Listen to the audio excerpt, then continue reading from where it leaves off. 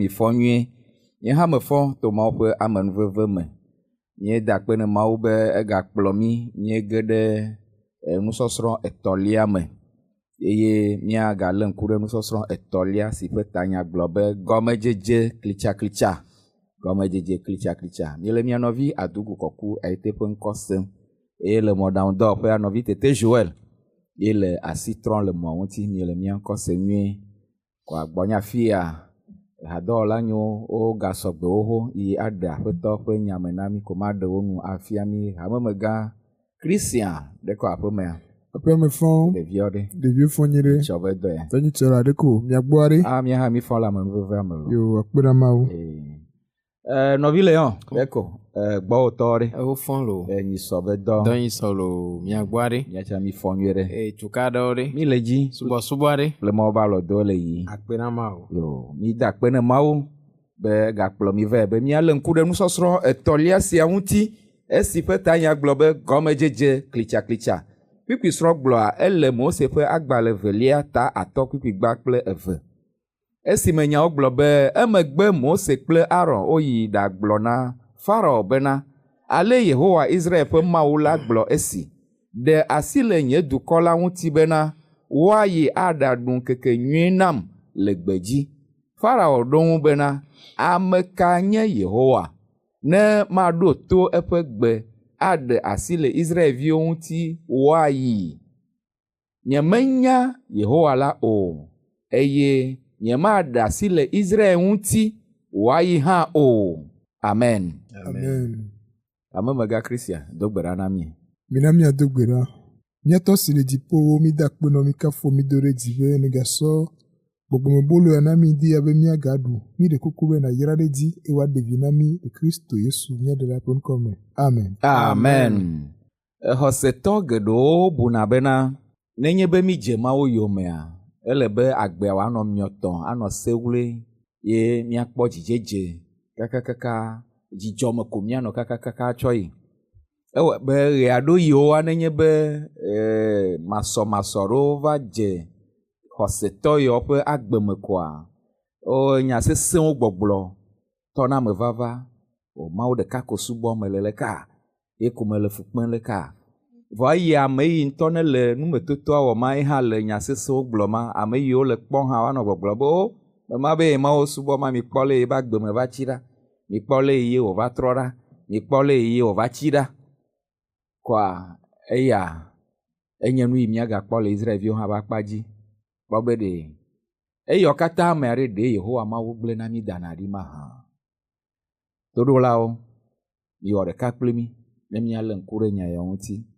Eye ame ye mabia nɔvi le hã le be ɖe ame ke nye Yehowa. Farao be nye ma. Ndakpe na hame fofo yi te ne biabia kebe wa. Ne mi le ŋku ɖe míabe ŋutɔnsɔ ya ŋuti kebe tanya le gblɔ be gɔmedzedze klitsaklitsa.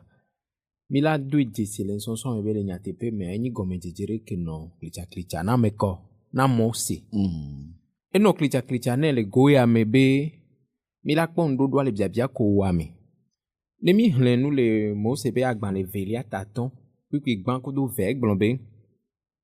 emegbe la Mose kple Aron woyi ɖe agblɔ na Farao bena ale Yehowa Israel ƒe Mawu la gblɔ esi. Ɖe asi le nye dukɔ la ŋuti bena wòayi aɖaɖu ŋkeke nyui nam le gbedzi. Farao ɖo ŋu bena ame kae nye Yehowa biabia wa ye wa. Farao le esime ke Yehowa Mawu ede gbe asi na Mose be ne va kplɔ Israelviwo ye be ɖe dzesi ke la na kaka ɖe dzi Israelviwo be eye Yehowa ko yɔna be menyea ye dɔ eye Mose ɖo ɖa wa gbɔa. Edzɔ dzi na Israelviwo be awo azɔ Yehowa Mawu se yewo be wuli dodo. Eye Mose zɔ ɖe Yehowa Mawu ƒe dzesi ko ne tsã kaka ɖe dzia dzi be yi ɖe Farao gbɔ be ne ɖe mɔ na yewo yeave subɔ yewo be Mawu le gbea dzi. Farao biɔ Mose be ame ke nye Yehowa ne maɖo to eƒe gbe aɖe asi le Israelviwo ŋuti wòayi. Nyemenya Yehowa la o, eye nyemaɖe asi le Israel ŋuti wòayi hã o. Amen. Amen. Eƒo nuƒo abe ŋusẽtɔ. Eƒo nuƒo si ŋusẽtɔ nene. Le nyateƒe mea, Farao be nya ya kebe bioa, munyi nya be nye la lili mio. Nkanti ma lili mio. Egypte tɔ ŋutɔ be fiaɖuƒea etitre mawu ŋuti xoxo le go ya me be to vovo na pharaon a bon to vovo na mawu ko subɔna pharaon enyi mawu vegon ke le Egypte nyigba dzi ale gbegbe be wɔwo ya otutu susu ɖe be mawu bu ɖe gbale to vovo na yewo be mawu koto pharaon ke le gblɔm bubu mea pharaon kpɔe bena to vovo na ya mawu bu ɖe kpe ŋgbale to vovo na ye be mawu ke ye subɔnɔ ale gbegbe be pharaon be nyagbɔgblɔa eɖe aɖika dodo Yehowa mawu ɖe go munde be biɔ be meke nyi Yehowa ne ya nye o lo ebiɔ be meke nyi Yehowa ne ya ɖi gbɔ loe alo Yehowa meli o Yehowa mli o donc Yehowa mli o ye ɖeke le te mja da asi ne Israelviwo ne wadzo mikpɔ ŋutinya ya esɔ kodo miɔ tse gbe ɖeke egbea mi ɖina gbɔ lo mawu le nyagbɔgblɔ ɖo me biɔna be meke nyi mawu nyi meka o ne mi yi ɖe ŋutinyawo ŋutɔ tsã mea le France nyigba dzia yovo gbɔna be révolution française eyi ɖe va ke ŋkɔgbedede ɖe va miagblɔ be ŋkɔgbedede wɔntɔ be ŋkɔgbedede ɖe ke va ko gblɔ be enyi yi ɖe me ke vovokpɔkpɔ va tasɔsɔe va eye yi wa me ke woɖe susu ɖe go be subɔsubɔ ŋgba le o nunya ye le ale gbegbe be gawa mea enyi titre titi ɖo mawu subɔsubɔ ŋuti egbe be Kristo subɔsubɔ ŋgba le o le gblɔ bubu mea nu ɖe kpe ma dzɔ yeyo la ɖo ŋu ɖe mawu nu be mawu le o efia otutu mawu aɖe le susu me na amewo otutu mawu ɖa le susu me na amewo ale be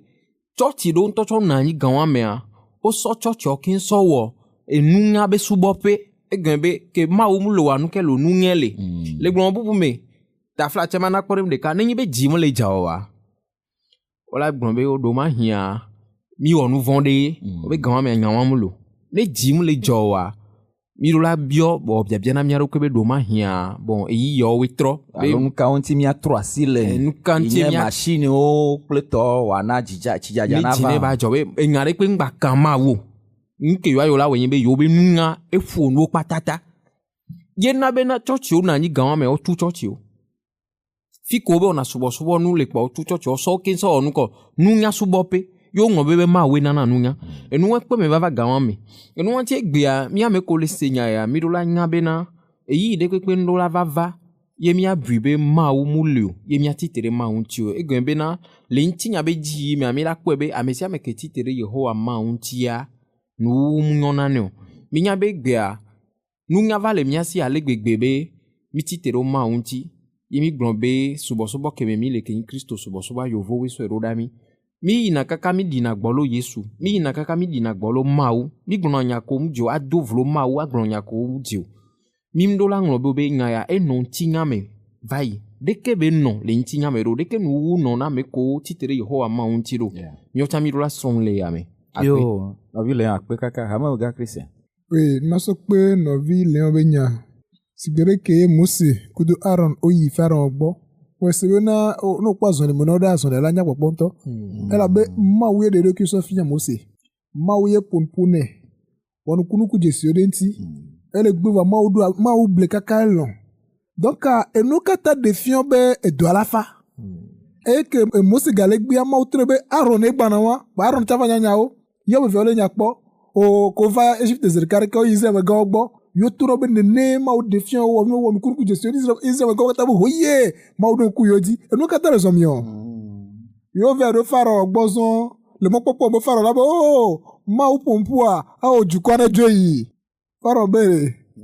meke nye Yehowa enye Pharaon le ame ɖe tsa gali tɔ Yehowa meke nye Yehowa ne ma ɖe mɔ le Israelviwo ŋuti o kolo kpɔa mi ke mi kple le fi o mo egɔnyi bena mawu ŋutɔ ɖe ɖokui fiɔ mi agbagba mawu ŋutɔ trɔ bena ena mi nunana ya mawu sia mi na mi ye ŋuti edoa edza nɔ bɔbɔe ɖe o zigeɖea ke mi sɔ ɖe bena mawu ŋutɔ ƒonuƒo na mi mawu ŋutɔ ɖe nua sɔ fia mia ena bena dɔ la nɔ bɔbɔe ɖe eye ne dɔ va se no kpɔ be mawu mu dɔ mi o mi wona mi ŋutinya ɖe kpɔa ɖe osɔfo ɖe ke mawu yɔ kaka yovode mawu ŋutɔ ɖe ɖokui fiɔ be ne va ɖe gbeƒã le Afrika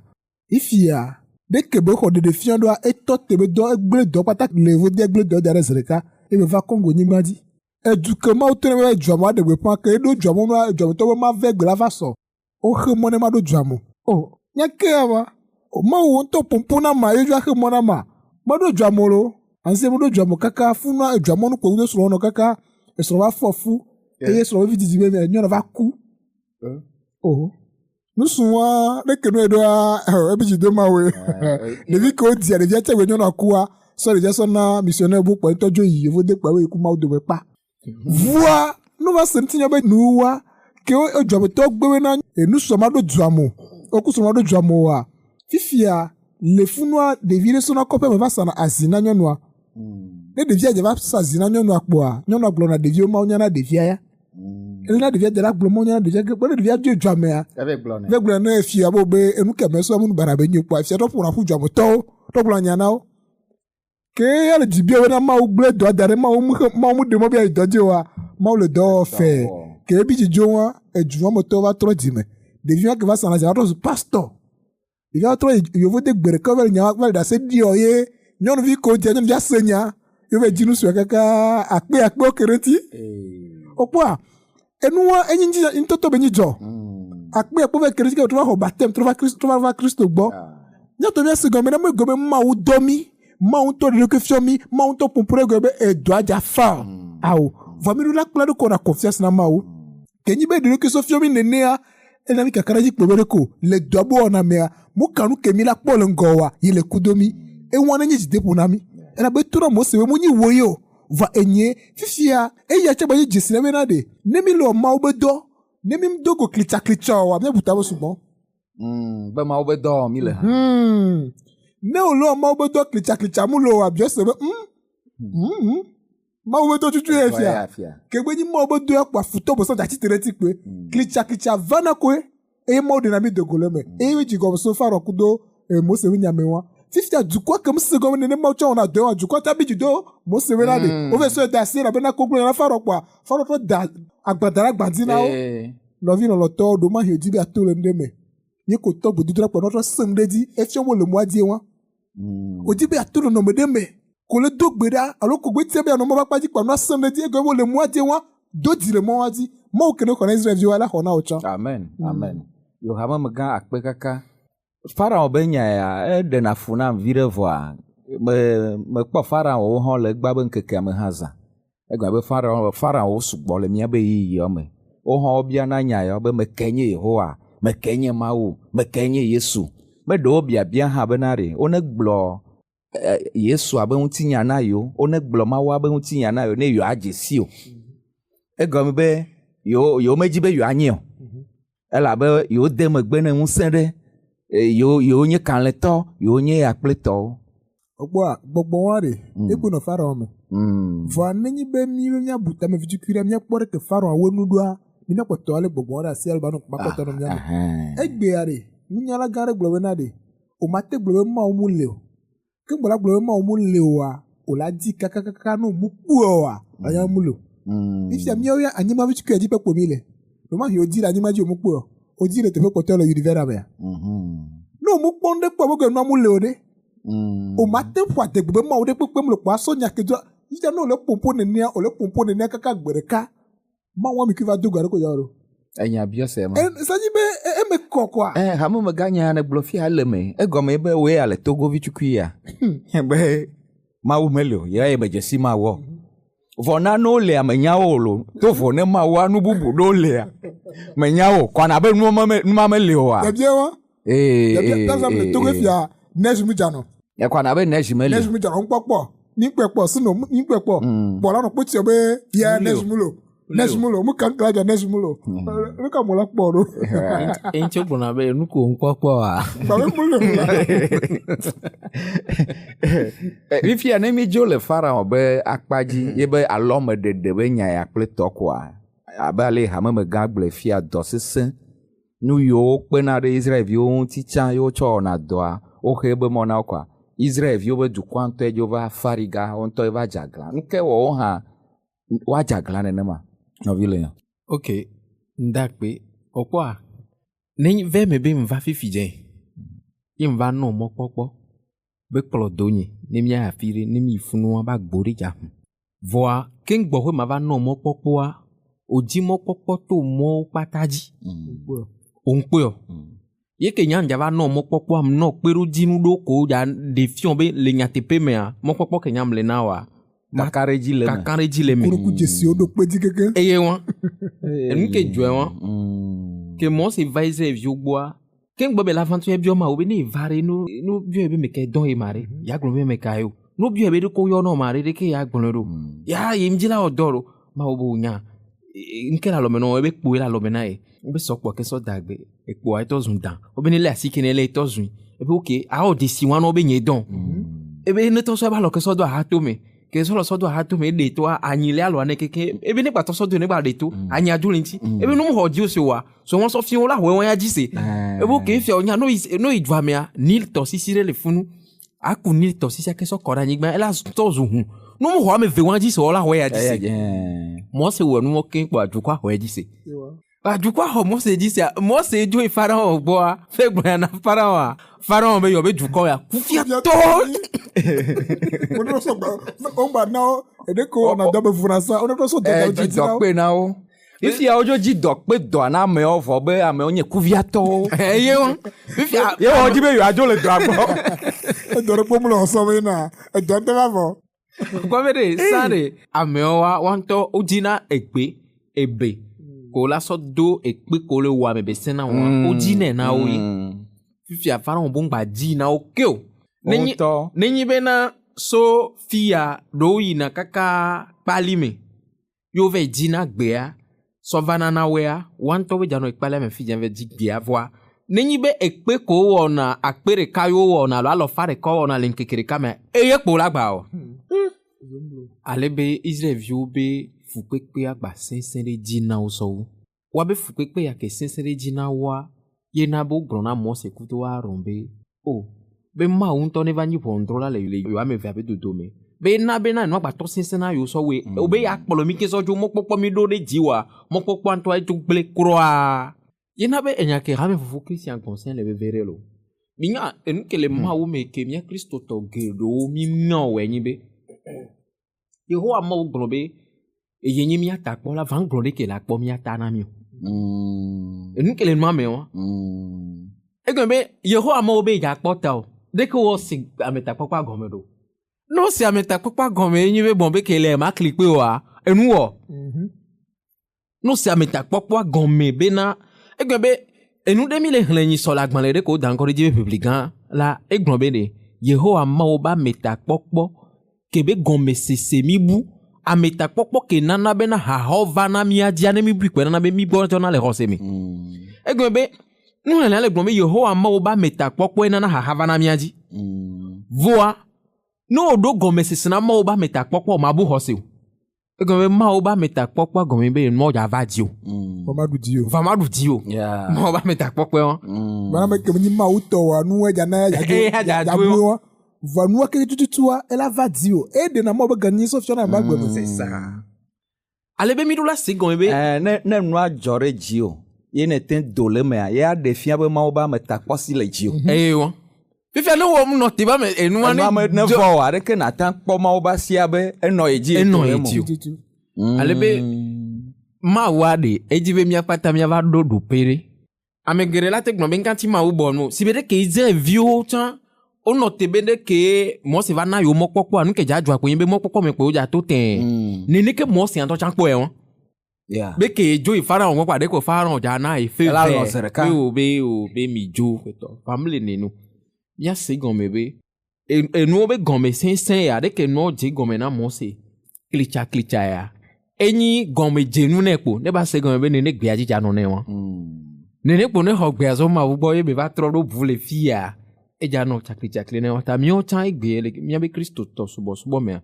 mi ro anya be Bible abe kukure gbon be amesia me keji la subo mawu le mawu sosoro da me a o la tie yo me pe e la sensene no la sensene voa mi ro anya be no wa ya mawu to e ma no telephone amen yo hama mega Christian enu ya ele fio mi nu ya be na ni mi aso kudo mawu Bible abe na mi aso kudo mawu le hosemi oge be na mi ja kponu kebele wa godo Mimi anyale kebeja wedo vanya kebe gbuna enyare keja onyajiro mawu etona Mose kudo Aaron be ja de Israel vio mo gbo no be Pharaoh mja chitere wanti o mo wedo no nya de be ya ja seji me ne Pharaoh ne ya de be no sende go okpo a nenyi be omugeje duame ye dua didida o manye mo ba lo didi o o ma nya gbere ere si bebe na leke ova yo Yesu be na Lazaro lele donene o danye na nywere lo o ba meke gbo mu lo na nu lo wa elele do ma na pu juva parce que non le Yesu mentinya o mu wi ekpore dono ne ti pe po bo si bere ko Lazaro ti po lo eyi na sere kai va ko to gbo so pe ba meke gbo lo na nu lo wa do gbo bare funa e no le tinya de ele si be Yesu to te we na de Lazaro na ku nene ne geje do ame nywere ne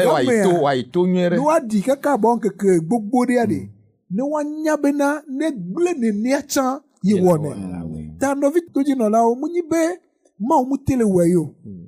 wo confiance ne be la we eti be nya ke gblo nya kare nya yi so circonstance o kata ne no kata le zebe ma o be nya mja vemo wa no vi nye no no tere ma o be nya dia ma la de fio be to o jobo no tere be nya di enu ke bo kudo mo se kudo to yo ele fio no mo se to chan ele fio Israel vio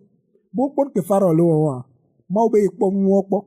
bo wa ija de be nu san de go na be ne mi le mo se agban le velia e ta ma den a enu ke faro wo na be ma o to va nan gbodo to se Israel vio mo se agban le velia ta ma de gbigba so ya me nyile me do to nya se ra lo be ra de iho agbo na mo se be na azon akponu si mele faro wage alo sese ana wa da si le wonu eye alo sese ana wa nya oto epe anyigbandi e ma oponu klo mo se gbo na be na nyenye Yehowa nyere le kunye fia Abraham Isaac le Jacob abe ma unu se kata to ene kenye me de nyen ko Yehowa fia o me blanu klo be ma toka na anyigba si di onya mejo la ana o wa nyi woto eye azon me se Israel pe konyi si o fan le Egypte to po tete da nyira nuti e me don kunye blabla ladi eyata gbona Israel vio bena nyenye Yehowa ma kplo mi le dosisi si wom nyele na Egypte to lanu e mana mi avo acho mi ape kluvi dola me e ma do nye aloda acho nu sega ademi ma wo mi nyenye tuko e ma nye mi ape mau e mi ajesi be nyenye Yehowa mi ape mau me si kplo mi le dosisi lanu to Egypte e ma kplo mi ai anyigma si nu me katam do be ma chona Abraham Isaac le Jacob ladi Yehowa ma twena mi wanye miato amen amen okuya maudi benade enu ke Israel jo popo wa ya de sofia o kema faro be agbotutu do mo be nya faro be titi ya de mauti e to zo asi popo na mau ba de benu sega ka kura sofia o e mu ko se be va yide so so dia mi la po lekeye Israel jo to la va kafu be maudi le nya la benade anyigba de kapejo patole lo vanu jo Egypte to dia mu jo na de wa di o vanu blanu te eye nu kino na mi eche gbenye be na mi pon gudu gaga ke mo gbole mo si ba gban le vilia tama di gboso me niwa ko va gbonya na Israel view re podo ti ko nara biblia bere e mo si va gbonya na Israel view ke wa o modo to mo se o e la be na o me gale ti domde ame ade ke nu o de sese lata e gbe anu ajora de mi eche mi ti le ke mi po mo na hona me ke kai hona me mo va si gbele ke mi le di o si gbele ke mi le di o evo no gba gba bo ma ola we la be o no la we la ko o la de ko la ti bronya do ma no vi ko se to fifia no be ne ma ola we la we o hware ne ma o ma pate we fi ko ja yo ja bien wa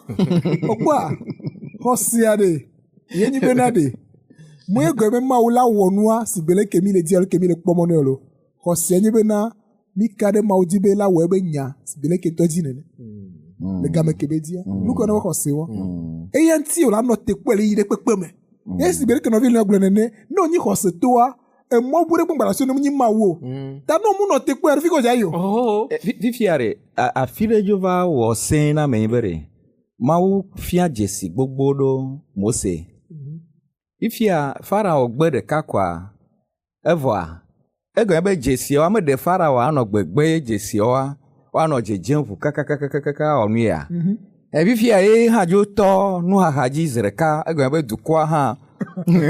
ba de pe ne o Farao ha ma le nkone ne ma enu anyi be na mi tina be na ma o be dok be domia ne yisi be leke mi le po ne alo le mi ji ne mo ni mi be do yo ma o be do to gbo be ma wu tenye Yesu va nyegbe ajicha edogo hahara le ke mi ni o to do la lolo o no sosro ya le be mi asro nu gere le me e la be mi o ha mi le eyi o me abe ebrivi yo Israel vi yo le Egypte ne eyi yo me to ne le fia to wenye be obe ma wa gble ya dare enwono be nto ha ta ya le nto e be mocho e we ba me ro gba o be hofu du gangan o wove sa dzo sesẽwo kpe bena fi ma ye anye xɔ na amea gake womenya be ekume ye yewoɖo te nyi mɔ gake Mawu trɔ le yɔyɔ wɔ na nye kple mi be ɖe míatrɔ va ye gbɔ egɔme be gamea de be yeawɔ ye be nukunu kple dzesiwo le míabe agbe me kɔa eya me ye míatrɔ wɔ biabia atsɔ wu nusɔsrɔ̃a nu be ɖe Farao kple Mawu sɔsɔ ɖe nu ka ye míate ma wɔ nɔvi le yɔ. Ŋdzi be ma agblɔ nya ɖeka le fie king gbɔƒe ma va biabia ma gbɔe nyi bena kɔkɔ bena ga ɖe me wa mi nana nya mi gbɔna be nua gble keke. Enyagbe me le fia ŋutɔ hã egble keke. Egble keke. Egble keke ya eye tutu enuma Israelviwo le kpekpe ke ame fofo Christian le fi dze me be wobe yewo ŋgba le ɖo ŋu ɖe ame ɖe kpekpe nu. Le nyateƒe mea ele kosi ɖe ke ŋdzi gɔme sa nene be wokpɔ mɔkpɔkpɔ su wasi vɔ ma va trɔ nenea wo kaka be wo nya be míagba ɖo ŋu ɖe ame nu fi ke nua le ya ɖe míadzo nɔ Egypte akpe la nyɔ na mi. Onya ne sisire la me be va nɔ nene kɔa ɖe o gẽ tɔntɔe wa. Egɔme ne gɛmɛ nua gble keŋkeŋ gã wa me wo la ɖo ŋu ɖe Mawu nue wa. Okpɔ kpekpe ke ame fo Christian le fifia Yehowa Mawu sɔ ŋutɔ ɖo ke sɔ do nua me yena ne mi kpɔ wopia nye kpo be le ebe ndo ŋgbe na mea enye do ŋgbe na Abraham Isaac kudo Jacob ngblɔnɔ mbla nukudo ela kpe me vava enye ke Yehowa Mawu le zã efiɔ be ye ŋutɔ esɔ eɖo ke sɔ do Israel dzo be ŋti nya me o ŋgba kpɔ Mose o ŋgba kpɔ Aaron ye ŋutɔ ye le ŋti nya me ebe ye la xɔ wo la nyi yevi fifia ne mi fa hã kodo Yehowa Mawu gbɔ mi mate ma sɔ nua me ve o ɖe ŋdo le wɔmɔ na sɔsɔ ɖe nu le wa me o ɖe nkenti ŋdo le wɔmate ma sɔsɔ ɖe nu le wa me o enyi be Farao nu wɔwɔ ye Farao amegbetɔ ye va Mawu ke miɔ mi le yoa ŋdo gɔme dzedze o Farao nu wɔwɔ ye amegbetɔ ye enukuku ye eye eɖo gɔme dzedze egba ɖo nuwuwu Mawu ke miɔ mi le subɔa ŋdo gɔme dzedze o ŋdo nuwuwu enuwa ŋti ye mi ɖo la se gɔme be egbea míawoe le agbegbe ame ɖewo nɔ anyi wo va yi woawo ŋgba le egbo va gãwo me ka amewo le nɔ anyi Mawu le ke míawo mi le egbea Mawu le mi gadzo Mawu dzagba nɔ anyi nkanti mi ma subɔ ame o mi nya egbea ɖe mi le bu ŋɖe kpekpe o lo egbe ne mi ɖo ye mia subɔ Mawu ye mi va ku gbe ɖeka ye Mawu mu le o tsã mi bu ŋɖe kpe o va ne bo be ŋdza subɔ Mawu ye Mawu va le aɖe fifia o nya kegbatɔ nyɔa ne bo ɖoe be ya subɔ Mawu ye Mawu ŋgba va le o tsã Mawu subɔ ye na míɔ ye gbemɔkpɔkpɔ ma nya gblɔ ɖe le mía si ye na no kpɔ Kristo tɔ ga ɖe mo le haha me o la gbanɔ kpɔe be dzi le dzɔe la ele ko nu ŋkɔ o le gbɔ mɔkpɔkpɔ ye nana be amea le dɔvɔa la gbanɔ nansi ame ɖe ke le haha bu me be la yi nke gbalolo sɔ wu mɔkpɔkpɔ enua ŋti mía Kristo tɔ mi ɖo anya be Mawu ke mi le subɔ ɖe ŋɖo gɔme dzedze o ŋɖo nuwuwu o ta mi ɖo la nya bena míawo tsã ne mi le subɔ Mawu wa gbe ɖeka gbɔna na mía mi la nɔ Mawu wa te egɔme be to Mawu wa dzia míawo tsã mi ma ku gbeɖe akpe akpe kaka ame mega si gbe ɖe ko wɔ biabiawo na ɖe Farao kudo Mawu ato sɔsɔ ɖe nu wa ma nɔvi le wɔɖo ŋti nyuie ɖe Farao ŋutɔe nɔ eɖokui kpɔ be dukɔa tsã kpe ɖe ŋti be yenye Mawu ye ŋutɔe yɔ eɖokui nene vɔ kpɔ ɖeke Mawu ɖi gboe ɖa ne le Mose agbalẽ evelia ta ma ŋdɛ kuku gbãsɔ evelia ɖe wobe Yehowa ɖo na Mose bena mana nanye Mawu ɖe Farao nu eye nɔvio Aaron nanye wò nyanuɖela gblɔnya siwo katã ma gblɔ na o la eye nɔvio Aaron na gblɔ na Farao be wòaɖe asi le Israelviwo nu wòadzo le ƒe anyigba dzi ɔkpɔ ame ke be nyi Mawu wa lo Mawu be wo ŋgbatidzi na yɔ Mawu be Mose masɔ wɔ esɔ Mawu Farao eye wòle akpɔ be gakeme ye Mawu be yaɖe leke sɔ fiɔ Farao Mose va na tena be oke ko gbe be dukɔ ma dzo wa enu ya ɖeke le ma mia dzi Farao to gbɔ be ɖo nu se na teti kpo dze Mose di bo ne wi voa mu te wa ɖe ko enu tsa fɛ ɖe me la bo ne bɛ yɔ fɛ ya ɖe kuku ne la o Mose wɔ na mi kpo la ezu Mawu ne nyawe Mose zu Mawu ne Farao nyawe Mose Mawu zã Mose Farao ta afia be Mose kple Farao mia kɔ sɔsɔ ɖe nu fike ba ke no va le sɔsɔ ɖe wa me tsɛ gba ge koe lo va eva le bio se ga le gɔdza be na me kenye Yehowa ma ɔkpɔa munyi ɖe kpekpe ti Mawu gbɔn dzi ɖe na Farao nene o lo elabe Mawu nya be Israelviwo nɔ Egyptea Egyptetɔwo kpɔ Israelviwo dzi Mawu munyi ta se lɔ Mawu mu ɖoe bena yeagblẽ Egyptetɔ eti be yeaɖe wo dzo fafa parce que Israel dukɔa ta ɖo dzi ke ɖe esi be ba nɔ Kana nyigba dzi fifia nya ye Mawu dzo gblɔ ya bena yease dzime ne Farao ya ɖe ewa ɖe munyi be Mawu nya la kake sena dzime na mo va Mawu ke nya nu ke Farao dza wɔa ele gblɔ do ŋgɔ be nene be dza wɔe wa parce que ame ke ne va zia dzi tɔwo to subana de so Israelviwo ŋutia ke ava nu ka be kpɔ Israel viwo ti be le gbɔ be na ame yawo va ti te ɖe ti gbe ɖe kɔ. Efia be ŋutɔ tsiatia gbegblẽwo.